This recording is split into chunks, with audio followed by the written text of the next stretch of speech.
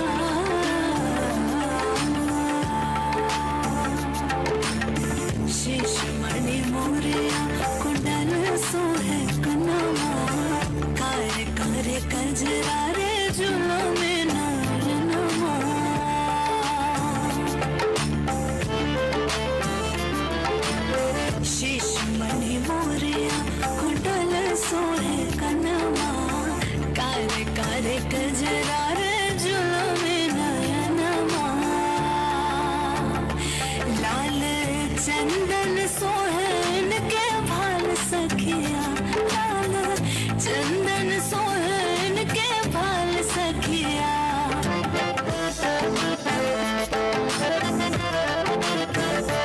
चारों दुल्हा में बड़का कमाल सखिया।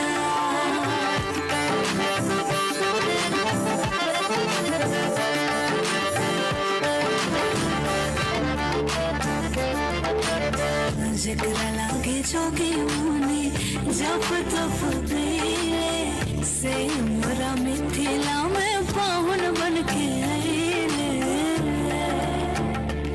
आज लोढ़ी से सिकायन के गाल सखिया, आज लोढ़ी से सिकायन के गाल सखिया। चारों दुल्हा